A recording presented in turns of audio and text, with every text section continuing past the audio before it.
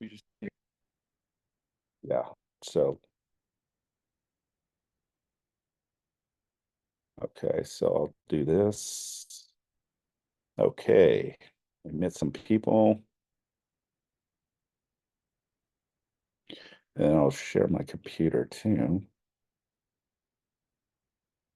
Thanks so much, bro. no Appreciate problem. it. I just want to make sure it gets Okay, let's see if this it's one there. raining. Okay, cool. Okay, thanks, Rojo. Good morning. Sorry for the technical difficulties, guys. For some reason, Zoom was just not connecting to my computer, so I apologize for that. So let me just get the presentation and we'll get started. Open. Okay. Share.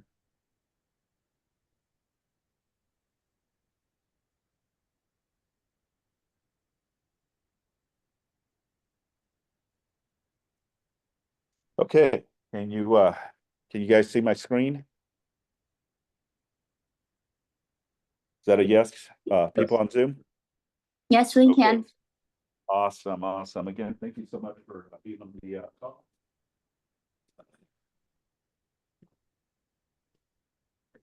All right, we're going to be talking about the unrepresented buyer and how you service when working as a listing agent and servicing your sellers, and how to go about in the process when you do have a potential buyer that does not have representation and wants to submit an offer. Please make sure to unmute yourself as well, or excuse me, mute yourself so that way we don't have any interruptions, please. All right, so let's admit some of the people in here as they're jumping on the call. Thank you again. Happy Friday, everyone. Yes, yes, yes, yes. Okay, so no one is missing anything. Okay, so we're just about to start. Let me just admit some more people on the Zoom. We're ready to rock and roll. Thanks again for being patient, folks. Again, sincerely apologize for the delay. We were having some Zoom issues. So, all right, well, let's go ahead and get started. So what is an unrepresented buyer? Okay. So there's a lot of misunderstanding or mis information when it comes to what is an unrepresented buyer, right? When navigating with all these new changes happening right now, right? The listing agreement not having any additional compensation to a cooperating broker, right? That has been completely eliminated from the listing agreement now, but it does have two categories, right? It has the amount of compensation that you're going to earn in facilitating the sale of their home. And then it also has another category of an unrepresented buyer, right? So let's dive into the conversation. So an unrepresented buyer is a purchaser who acts without any real estate representation, either from the listing broker, which could be the agent who took the listing, or another agent in the listing brokerage firm or another brokerage company, right? So the essence is whoever has the listing, right, has the ability to also navigate if they choose to, and if under the direction of the seller allows you additional compensation to service a unrepresented buyer. Okay. So a lot of the essence, it's more of a Q&A for today's class. May a listing broker refuse to present an offer from an unrepresented buyer, right? Because I've been getting a lot is, hey, I'm a listing agent, right? Can I refuse to accept an offer if an unrepresented buyer wants to submit an offer, right? And remember, folks, the essence of an unrepresented buyer doesn't necessarily have the tools that we have, right? They don't have the California Association of Realtors purchase agreements, right? The disclosures. In essence, they can submit their own generic offer or purchase agreement as well, right? And navigate, the negotiations when it comes to that offer coming in.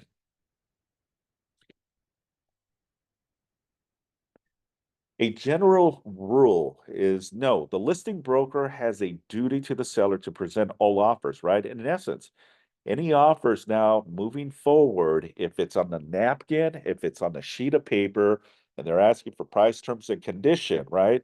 And they say, hey, Simon, please present this to the seller. In essence, the rule of thumb is no, you still have to present that to the seller. It's up to the seller's discretion if they do want to, you know, work with that offer, counter that offer, reject that offer, or ask you to navigate the proper document that we, are so familiar with, which is the RPA, right? So the broker has no, the listing broker has a duty to the seller to present all offers received unless instructed otherwise in writing by the seller. If the listing broker is uncomfortable proceeding with the transaction with an unrepresented buyer, the listing broker should discuss this with the seller at the time of taking the listing. Possibly the broker is concerned about additional work, time, effort, and risk that may result if the buyer is unrepresented or that the transaction could possibly be more difficult, especially if the buyer is unsophisticated, unexperienced. However, at the time of taking the listing, it would be unknown if the unrepresented buyer does not know what they're doing or has purchased many properties previously or maybe is an agent or broker acting on their own. So in essence, right, with all of this new changes happening, right, and the uncertainty and how we navigate a unrepresented buyer, um, there's a couple of things in how a listing agent should navigate this, right? And the essence is, traditionally, right, we've always had an agent, right, who would represent the buyer and ultimately navigate, the negotiations.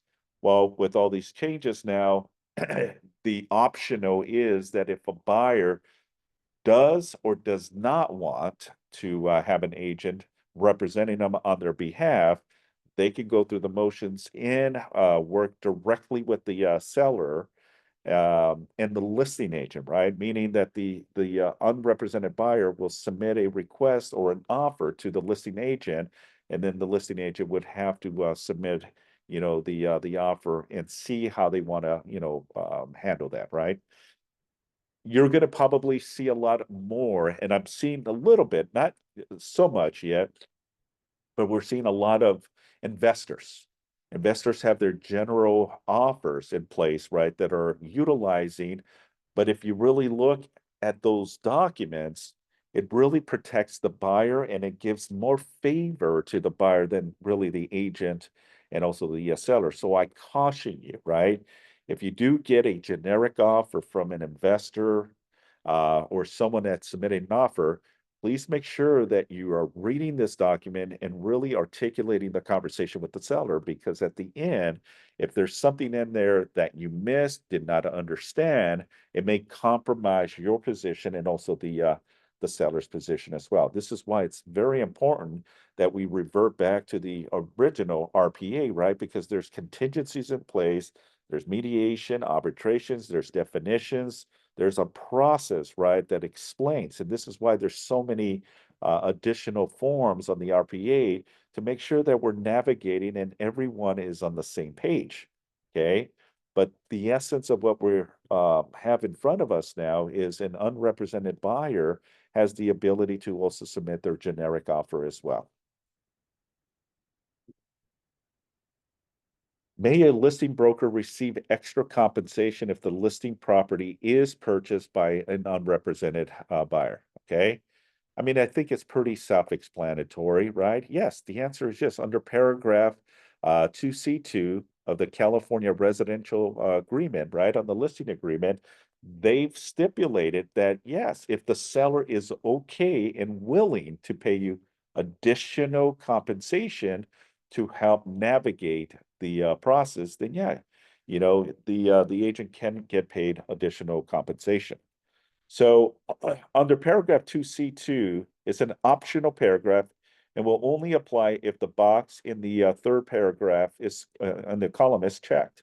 At the time the listing is taken, the amount that the listing broker charges, if there is any unrepresented buyer, It's up to the seller and the listing broker whether C2 is checked, and regardless of the amount of compensation specified, the listing broker is still entitled to the amount of compensation specified in paragraph C1. So the difference between the C21 and C2C2 is that the amount that you as a listing agent in the capacity of helping them sell their home, that's your security right there, right? The essence, the unrepresented section is optional. The seller does not have to agree to those terms, but it's an optional in case, right? In case a buyer is not working with a agent.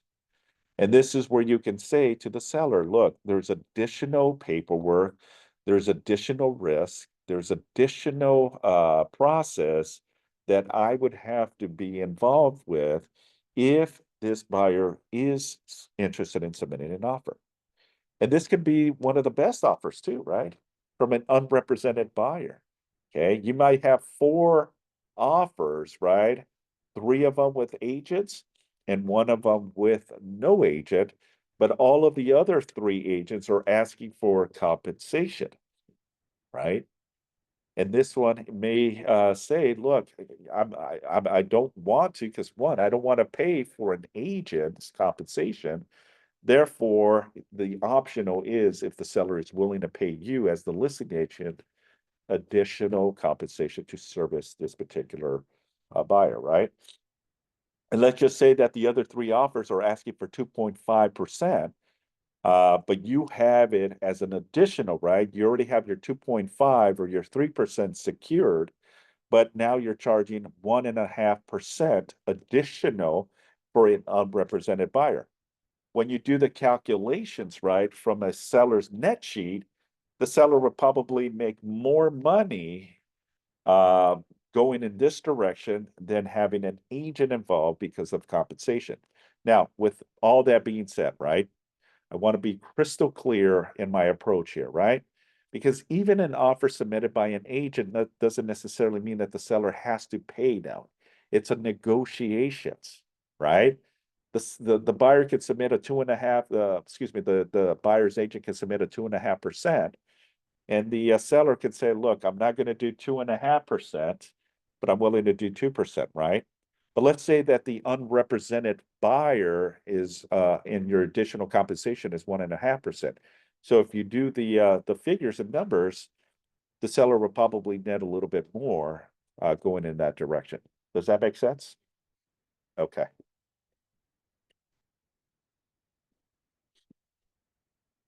All right. Why might a listing broker at the time the listing is taken ask the seller for additional compensation if a buyer is unrepresented? Okay. So here's what I just was talking about. Because an unrepresented buyer may likely make additional demands on the listing broker that would not be presented if the buyer was represented, such as asking for forms, allowing access to the property, interacting with escrow, title, and inspectors. All of these activities exposes the listing broker to additional risk, but the listing broker may need to provide some of those services to facilitate the sale for the seller's benefit and thus fulfilling the listing broker's fiduciary responsibility and duty to the seller, right? So in essence, remember, an unrepresented buyer is doesn't create due agency. It doesn't create you have a fiduciary responsibility to both buyer and seller. Okay. Your fiduciary responsibility will fall only to the seller when it's an unrepresented buyer. In essence, can you convert that unrepresented buyer to a due agency? And the answer is yeah. How do you navigate that? Well, we'll talk a little bit more on it. But the way you create a due agency is if you now have an exclusive or a representation agreement signed by that buyer. Because the buyer may be saying, look, I don't know the entire process. This is my first time. I don't feel comfortable. I want to make sure that I'm being protected as well, right? So in essence, you as a listing agent can become also the buyer's agent, or what creates dual agency is also a another agent in the same brokerage. Okay. Any questions so far on that? Okay.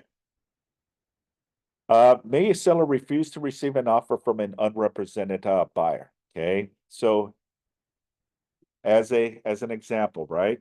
You're the listing agent, right? And we have how many people on Zoom? We have about 17 people on Zoom. Let me get a couple more on the call. Okay, so let's just say you're the listing agent, you're facilitating the sale of a single family home, right? It's a 3-bedroom, 2-bath, 1,500 square feet on a 7,000 lot size. The home was built in 1955, and the sellers have done an amazing job to renovate the home, right? Now you have it on the open market, it's on the MLS, right? And now a buyer comes in and wants to submit an offer. Okay, wants to submit an offer. The question here, can the seller refuse to receive an offer from an unrepresented buyer? Okay, I want you to just think a little bit and what you think. How many say no? How many say yes? How many say I don't know? Right? But just think about the question for 1 second before I go to the next slide. May a seller refuse to receive an offers from an unrepresented buyer? Okay. And the answer is yes. Yes, they can. Okay. But there is little incentive for the seller to do so, right? The offer may be a professionally prepared by an experienced investor or poorly prepared by a novice purchaser. It is most likely in the seller's best interest to receive all offers, even those from an unrepresented buyer, and then decide how to respond, if at all, to such offers on their merits, including taking into account that the buyer is unrepresented. So in essence, okay, in essence, the seller can refuse to say, look, I do not want to entertain any unrepresented offers, right? One, sellers don't know, right? They don't know. They rely on us, the professionals, right, to navigate the process, right? Because what is the seller's ultimate goal?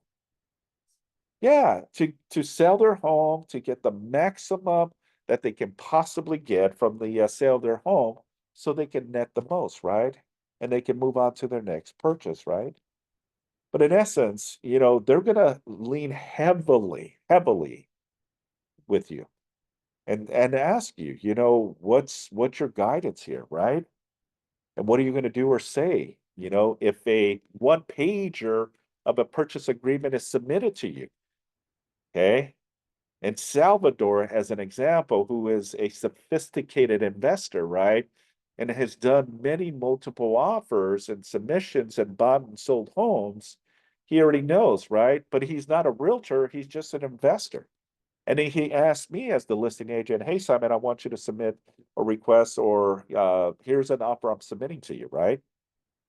In essence, you have this, you got to present it to the seller. The only way you don't have to present it to the seller is if you have written instructions from the seller. Okay. No offers from unrepresented. One, maybe they're not even paying you compensation for that additional work you have to do when working with an unrepresented buyer. The essence that can happen, right? So, you've got to weigh it out. But what if the seller says, look, I don't care. I just want to sell and I want top dollars so I can net the most. You're getting your compensation, and I'll give you a little bit more as an incentive, if someone comes in and is not being represented by another agent. Okay. And that also can happen. But the essence is, yeah, there's pros and cons to that, right? Because what if this unrepresented buyer, like Salvador as an example, is going 50, 60,000 above because he really truly wants the property, right? And he doesn't have anything to lose. One, he have an agent he has to pay, right? Because he's submitting the offer on his behalf. So that might be an incentive to both the buyer and also the seller, right? Now, what if you, when you're on the listing appointment, you secure the listing, but you fail or you left that section blank, right? Can you go back to the seller now and say, oh, by the way, I got a buyer that is not represented by an agent, wants to submit an offer. Are you willing to pay me additional compensation to help navigate this for the benefit of you? Do you say, yes, you can ask, even though originally when you got the listing? Or no, you cannot ask for additional compensation? The answer depends, right? I believe that everything is subject to negotiations. Okay. Because 1 minute to the next minute, things change, right? Hello. So, yeah. Do you have a question? Hold on one sec. Let me mute people. Mute everyone. Okay. So in essence, it really depends on the circumstances, right? But if you have written instructions from the seller that no, we're not going to entertain any offers other than the ones that you're familiar with, which is the California Association of Realtors RPA form, then that's written instructions from your seller directly. Make sense? So far, everyone's on the same page. Okay. All right. If a listing broker charges the seller an additional fee if a buyer is unrepresented, does that make the listing broker a dual agency? I think I kind of gave you that answer, right? So let's find out. The answer is no. Agency is a consensus relationship that requires mutual agreement from the agent to represent the principal. The fact that the seller is paying the listing broker extra or not for a transaction involving an unrepresented buyer does not in and of itself create an agency relationship between the listing broker and the buyer. So I want to be clear on this, folks, okay? So I want you to understand that a unrepresented buyer doesn't automatically, if your offer gets accepted, is dual agency. Okay, that is not dual agency. You have no interest whatsoever to navigate any major issues with navigating the process, right? Can you prepare the paperwork? Yes. But under no circumstances do you have a written commitment to that buyer. Now, there's risk involved, right? And this is where you have to use judgment. This is where you have to understand, the risk involved when working with an unrepresented buyer, because the essence, we live in a state that people want to sue, guys. Okay. So you either have to take the good from the bad and really know if you really want to navigate a unrepresented buyer. Okay. And I'll explain it, right? Let's say again, Salvador is now a not a sophisticated investor, wants the property because he's been wanting to live in this neighborhood. Um, but he still doesn't want to work with an agent, but he wants to submit an offer, right? But he's leaning heavily on me. So he's saying, Simon, look, I don't, I don't, I don't want to pay any agent for helping me navigate. But if you're willing to help me, right, in the submission of the offer, then I want to submit an offer, right? So in theory is if I have the listing agreement with additional unrepresented check, right? That means I can definitely represent or I should take that back. I can navigate the transaction, right? But I under no circumstances have a fiduciary responsibility for Salvador. My fiduciary responsibility will still fall on the seller, right? I'm only trying to facilitate this because this is a potential transaction that can get the seller where they want, right, is to close the deal, get the most possible, and we can all move on. Okay. So in theory, right, under no obligations do I have to, but I can say, look, here's the paperwork. This is what you need to tell us, what your intentions of submission is, right? Price, terms, and conditions, right? And I know it's still early. We don't have that many samples or transactions that are involved with non-represented clients. Right now, we're still seeing a lot of buyers working with agents. May a listing broker provide a purchase offer form to an unrepresented buyer? Okay. What do you think? Okay. If Salvador, and I'm sorry, Salvador, I'm going to pick you because you're right in front of me. You're right in front of me. But let's just say that Salvador wants to submit an offer, right? As the listing broker, I'm the listing broker. May I provide the purchase offer on behalf of Salvador, who is not being represented by anyone? How many people say yes? How many people say no? How many people don't know? Well, let's find out. So the answer is yes. Yes, you can. So the CAR term of use allowed a broker to provide forms to any party in a transaction which the broker is acting as an agent. The listing broker who does so should first get the permission of the seller. To reduce the risk of creating an agency relationship with the buyer, the listing broker should not fill any information of the terms or blank fields of the offer, but instead should only include the property address and buyer's name on the form. The broker can also name the listing broker as the seller only agent in the agency confirmation section or paragraph. Little confusing, right? Not your normal transaction. But in essence, there's a lot of things that you're now going to include. You see what this language says of what you could do to help, but not necessarily help them throughout the entire offer, right? This is an opportunity, ladies and gentlemen, for all of you to try to navigate this, right? Navigate this to try to get them to be an agreement in place. Get the buyer to convince them to have some representation, because it opens up a can of worms, in my opinion, but it also opens up a lot of potential risk. Because if the buyer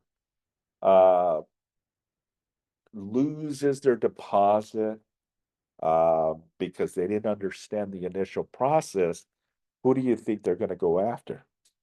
They're going to go after me, right?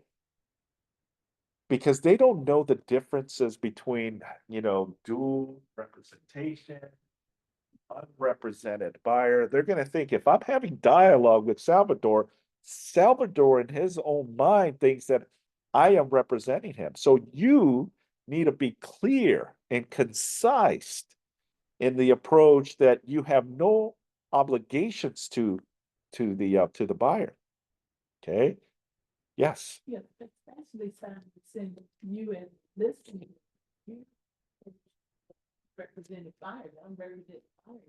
Did you approached the buyer to give them that form? They didn't approach you. Right.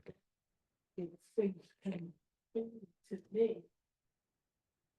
because since the buyers unrepresented, they don't really know. They don't know what the difference is in unrepresented and all that stuff. Yeah. You as the listing person, even though you represent the seller, but you went to the buyer and gave them the form, basically saying to them, hey, I think this is a good purchase for you. That's right. So you, Yeah. Yeah. Well, as it states in this statement here, right? It says that very little information you're gonna put, right? You can put the name, you can put the address, and the rest is kind of blank. Let the buyer fill in the blank, and they may not know. So this will give you a good position, right, to work with this buyer. So let's just kind of flip the tables a little bit and say this to Salvador, because maybe Salvador doesn't understand the process, but maybe Salvador also has the means to pay me compensation. Because the essence is, if I convert a unrepresented buyer to a fiduciary duty to him now, and I have him sign a buyer representation agreement, right? The BRBC as an example, then that creates the agency agreement between him and I, right? Now I have the power and the authority to protect him because now I have representation. But in essence, he is also obligated to pay me compensation, right? Because part of the conversation I'm going to have with Salvador is, look, two options here. Option one, you can submit the offer, but you're exposing yourself, right? Because I cannot really navigate this for you. I can provide you with the paperwork. You're going to have to read it. You may have to seek attorney advice, but under no circumstances do I have any duty to you. It's only to my seller. The other option, option two, Salvador, is I can represent you, okay, but I will have to have an agreement with you. And that agreement is the buyer representation agreement, the BRBC, right? As an exclusive or non-exclusive. But in essence, there's additional fee for that as well, okay? Well, can we ask the seller for the fee? Yeah, I could definitely put that as part of the terms of the offer. There's a section on there that if I check it, I can ask the seller if they're willing to pay me compensation, right? I submit the offer because I represent Salvador, and the seller now, who I'm the listing agent, says, hey, I have an offer from Salvador, but I'm also representing them, which you're covered because when you sign the original listing agreement, right? The listing agreement has additional advisory, right? And that additional advisory is the possible representation agreement of more than one buyer and seller. That's your disclosure to the seller and to the buyer. Hey, I might be representing a buyer on the purchase of your home as a disclaimer, Mr. or Mrs. Seller, right? And they sign that originally when you get the listing agreement, right? So you can represent, but in essence, the seller may say, look, in the very beginning from your listing, they may say, I do not want you to represent any buyer. I don't want a conflict because there may be slight conflict of interest when you do work with both buyer and the seller, because you have a lot of knowledge and information that you might accidentally cross, right? This is why we try to teach our agents not to do dual agency. It's risky, and if you don't know, it can compromise your position, but more so, it can put you in a risk liability.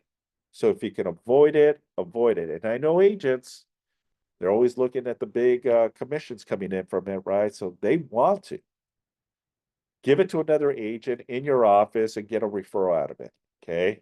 That's the best thing, right? So you have at least the arm length transaction that you're involved, but you're not involved because you're only involved in working with the seller, not necessarily the buyer. We have another agent involved.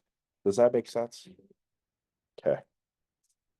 All right, let's continue. If a listing broker gives an unrepresented buyer a blank offer, what else should the broker do or not do?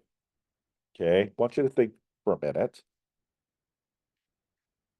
Okay, the broker should provide the buyer with the buyer's non-agency agreement, form BNA. The broker should not discuss the terms or help the unrepresented buyer complete the offer. In all further communications with the unrepresented buyer, the broker should remind the buyer that the broker is acting in the capacity as the seller's broker and only and should refer to the buyer to the previous provided BNA form. So part of this is that, if you're going to be navigating a potential offer on a unrepresented buyer, sorry, I have allergies for some reason, so I apologize. You want to include the buyer's non-agency agreement, full disclosure. Hey, Salvador, look, we'll go ahead and submit that offer, but under no obligations do I have any agency agreement with you, right? Because we don't have an exclusive or a non-exclusive buyer representation agreement. And he may be okay, or the buyer may be okay with it, right? Because they've done this in the past and they're okay with it. They understand the elements to get to the finish line, right? And if the buyer and the seller are good with it, then we continue, we press forward. Make sense? Okay. How should a seller respond to an offer written by an unrepresented buyer? Okay. So now you have an offer, right? And you as the listing agent, you get this wacky 2-pager, right? This wacky purchase agreement. And there's a lot of language in there that just like, wait a minute. How is it a 2-page, but us as real estate agents, we have 14, 15 pages of the RPA, right? You weigh it out, it's like, holy moly, Remember, a lot of these generic offers are there to protect the buyer, not necessarily the agents or the seller, right? So you got to be very careful. And sometimes I've seen a lot of duplicate information taken from the California Association of Realtors and put into their generic ones that doesn't say anything about CAR, okay? But also remember, folks, okay, when dealing with a unrepresented buyer who is sophisticated, and now I'm flipping the hats with Salvador, and he is a very knowledgeable, experienced individual that knows how to navigate transactions, it submits their own generic, right? And now there's a dispute, okay? And we as members of the California Association of Realtors, we tried now calling legal, right? Legal hotline. One of the questions they're going to be asking is, as soon as you say unrepresented, it's a flag for the legal team. Because they're going to say, okay, was a car form used or a generic? If you say it was a generic, they're going to say, stop. Unfortunately, I cannot advise you on any forms that are not car associated. Okay. So now they're going to say you're going to have to refer to another attorney to advise you. Who would give you advice on a form they didn't create? Okay. So just keep that and be mindful. Okay. If you go that direction, you may not be able to have legal advice from CAR. Okay, so how should a seller respond to an offer written by an unrepresented buyer? The offer should be evaluated on its own merit by considering the offer terms and presentation. A relevant factor could include the fact that the buyer is unrepresented. The seller could decide to not respond at all, reject the buyer's offer, accept the buyer's offer, or use a counter to the buyer's offer. If the buyer's offer is poorly written or does not contain terms approved by the seller, it may be best in the counter offer to reject the buyer's offer in its entirety and refer to and include with the counter offer a new purchase offer prepared by the listing broker on behalf of the seller with terms acceptable to the seller. There you go. Not rocket science, right? Salvador sends me an offer, one pager, price, terms, and conditions, right? That's it. I see it, I look at it, I shake my head, but I have to now give it to the seller. The seller looks at it. It looks good to me. Okay. Under the guidance of your position and responsibility, right, to do right and make sure you're protecting the seller's best interest, you have to advise the seller on the standard practice. And what I mean by standard practice, folks, is that there's a lot of exposure with this one, right? Can you force the seller to do anything? No. Just as much as you cannot do that for the buyer, right? You cannot force them, but you can educate them and guide them through the initial process, right? So I would now, if Salvador was a seller, I would say to Salvador, I says, look, Salvador, I understand that you like what the price shows. You like that he wants to close it 15 days. Um, and the terms are favorable. But there's a lot of exposure here that doesn't protect you through this process. Why don't we do a counter, clean it up, or reject it? But now let's put on our form with those same terms, but add it into our forms. And if the buyer signs this, then we're ready to rock and roll and open escrow. Just take and put into our forms, price, terms, and conditions, right? Because now it protects all parties, including the buyer. Because there may be some language, some wording, something in there that may not be beneficial to the seller. Does that make sense? Okay. And you can do that as a listing agent. Okay. Present it, acknowledge it. And as it says here, you can accept it, you can counter, you can reject it, or you can say, hey, let's absorb all this and put it into our own car forms. That simple.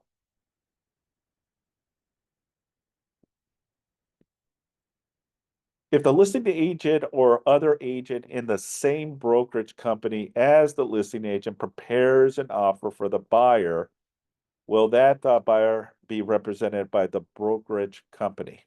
Okay. If the agent for the brokerage company has previously obtained the buyer's signature on a buyer representation agreement, better known as the BRBC or the PSRA, then that buyer is represented, and the brokerage company will be a due agency. Okay, so meaning as long as you have either of these two forms, right? The BRBC or the PSR, you have some type of protection, buyer and agent, right? Because the buyer is not going blind into this offer, right? Or this transaction, because this buyer now has an agent who's helping them and holding them through the process. And either of these two forms can be utilized for that purpose. Okay.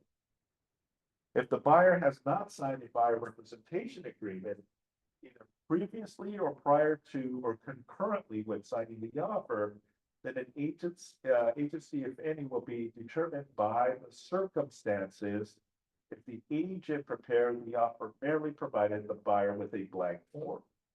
It also provides the buyer with a buyer non-agency agreement, and the agency confirmation paragraph in the offer identifies the listing broker as the seller's only agent. Then the agency should be avoided and the buyer will be unrepresented. However, if the agent prepared the offer, discusses terms with the buyer, and assists the buyer in completing the offer, then the buyer could believe the agent was acting on the buyer's behalf, and that agent could be deemed to represent the buyer. The listing brokerage company will then be considered a dual agent in this transaction. When the agent fails to obtain the buyer's signature on the buyer representation agreement, the broker specified licensee will not be entitled to compensation from the buyer from any service rendered. The brokerage will be rent-to agents with the same responsibility and liability to the buyer as a paid agent without the benefit of compensation. The brokerage company will also not be entitled to additional compensation from the seller for having an unrepresented buyer, okay? Because remember, the differences between one and the other is this, okay? You either have an agreement with the buyer or you don't. If you do have an agreement with the buyer can pay you compensation. Because remember, even if you have a dual agency agreement, right? We can ask the seller, right? We can ask the seller for compensation, right? And that's under the form, the SBP form, right? That allows us to try to negotiate compensation. But under no circumstances, the seller has to, right? There's three things that the seller can do. The seller can acknowledge your compensation, the seller can counter your compensation, or the seller can reject your compensation. And those three is perfectly fine, even though you have a buyer representation agreement. Now we have to rely, right? We have to rely on the buyer to pay us compensation, because that can happen, right? And let's just say theoretically that you represent the buyer and you have a buyer representation agreement, but the buyer doesn't have the means to pay you. We're going to ask the seller, right? But what if once we submit the offer, the seller comes back with, nope, we're not going to pay you. Then what? Well, we asked the buyer. All right. The buyer says, I don't have the means to pay you or don't want to pay you. And the seller rejected your compensation. Now you're kind of in the midst here, right? You're still in negotiations, right? Your offer hasn't technically been accepted. What are some of the things you can do here? What's that? Well, not necessarily, because there's a couple other things you can do. I wouldn't just terminate the agency with that buyer because they cannot pay and the seller is not paying you. What are some of the things you can do here, guys? Concessions. Well, you definitely could. Remember, part of the segue, right? Because there's two elements to this that I want to also emphasize, right? One is in the past, it's always been customary that we would see the commission, right? Of the MLS. We already knew 2.5%. We would submit the offer and the offer got accepted, right? So we already knew our commission was secure, right? Now it's just getting to the finish line, right? Closing the deal. The buyer would do their physical inspections, right? The buyer will go through the motions, compile the reports, and then ask, if any, for a request of repairs. And the buyer would say, look, I don't want the seller to do any of the work. I just want the credit. We'll submit the request of repairs asking for $10,000 in lieu of the repairs. The seller would come back and there was three things that the seller can do, right? Seller can accept, seller can counter, seller can reject. Seller doesn't have to respond to your buyer's request, right? But let's just say that the buyer, let's just say that the seller does come back and says, look, I'm okay. I won't do 10,000, but I'll do 5,000. And the buyer's okay. Hey, it's better than nothing, right? So in essence, the seller has already agreed to your 2.5%. In addition, the seller has agreed to give 5,000 more to your buyer as an incentive to continue the process. right? So in theory, if you think of it from that perspective, right? Let's just say that you don't get an agreed upon from the seller your compensation, right?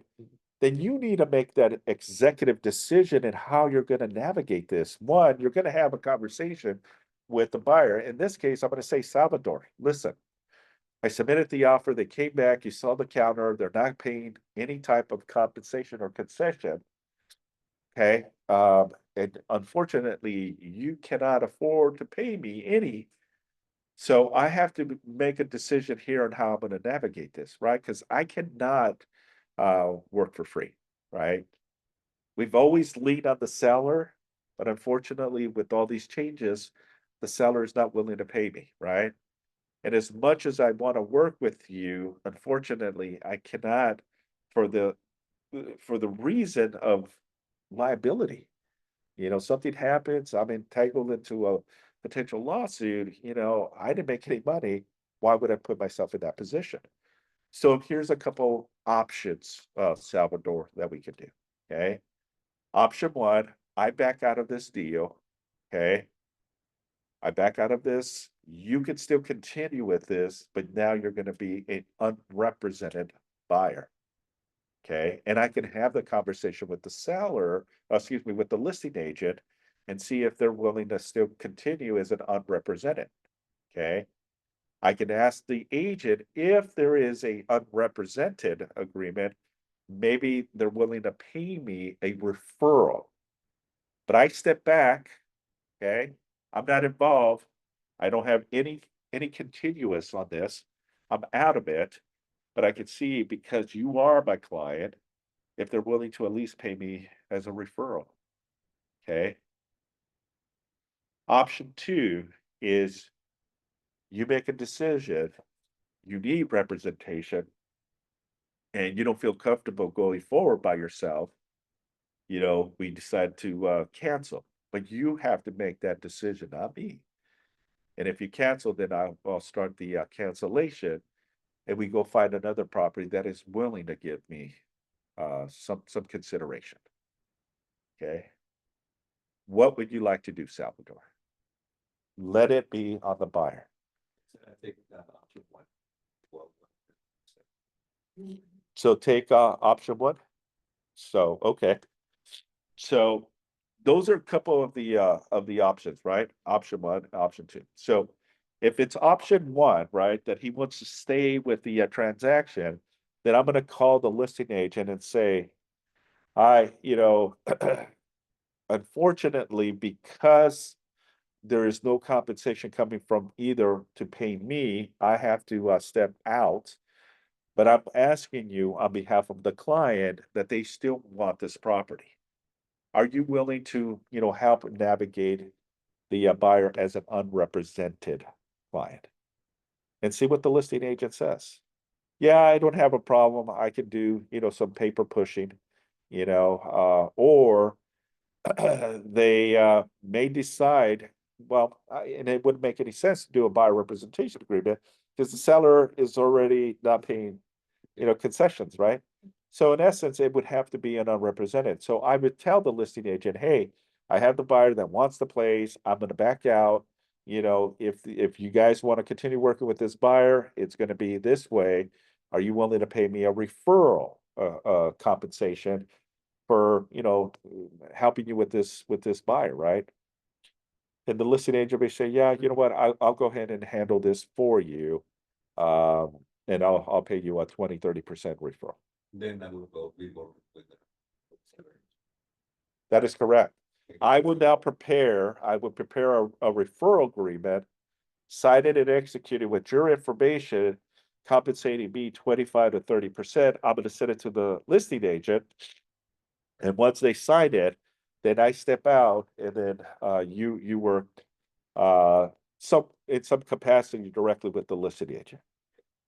Okay, then you just have to look, right, if we're not gonna have the.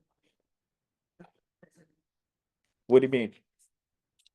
No, we're not gonna give you anything, as a referral, then you just Well, I mean, unfortunately, yeah, if the agent says, no, I'm not gonna pay your referral, because they don't have to, then, unfortunately, it is what it is, I mean, I would always ask if that circumstance happens, uh, then, it's best to ask. And if they don't, then, it's really up to the buyer. Yeah, so. So any other questions? Do we have any questions on, let me see on Zoom real quick.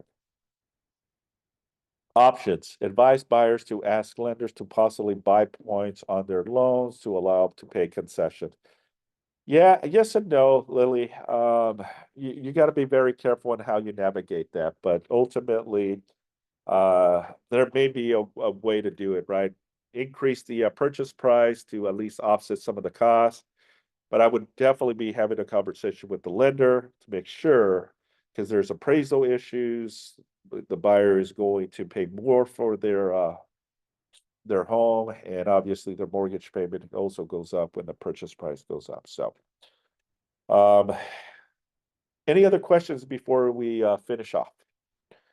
Okay, well, that concludes today's meeting. Again, thank you all for hanging in there, and I sincerely apologize for the delay. It is being recorded, so if you want to go back to this, it should be up in our YouTube channel. And yeah, you can always watch it back. So again, thank you all. Appreciate it. Have a wonderful and a safe weekend. And I will see you in the next contract class. Thanks, everyone. Simon, I'm sorry. I had to step Yes. away for a moment. I have a quick Yes. question. I'm so sorry. I'm just wondering, you know how you were saying that in the contract, the seller can agree to pay some form of compensation and there's options like for points or for the buyer's agent's compensation. What if in the beginning, the seller agrees to pay the buyer's agent's compensation? Can you still go back when it comes time to request for repairs and ask for more compensation, or are you just locking yourself in the beginning? No, remember, I've said this and I will continue saying this. Everything is subject to negotiations. Meaning, let's just say theoretically that we do get our offer accepted and our compensation secured, right? Now we're in escrow and now the buyer is going through their due diligence, right? They get all of the inspections that they wanted, and now you can still ask for a request for repairs. So in addition, you can still ask for concessions for help on closing costs, buy down of the rate, and also request repairs. So all that can be in addition to what you agreed upon originally. You can now also do that during the escrow period. Okay, I just want to make sure that you don't get locked in and then you can't go back and ask for more if you need to, if you discover something terrible with the property, so. Yeah. Remember, there's negotiations in the beginning, in the middle, and even towards the end of closing, you may have to do some negotiations. I've seen it firsthand, right? Last minute, something happens, and now we're asking for additional. Maybe the AC had an issue, right? And we found out from the final walkthrough, right? And we try to come to some type of agreement, right? That's where you can negotiate some terms as well. So nothing is set in stone until the deal is closed, then it's set in stone, if that makes sense. Great, thank you so much. Thank you. All right, team. I appreciate it. Thank you, everyone. Thank you.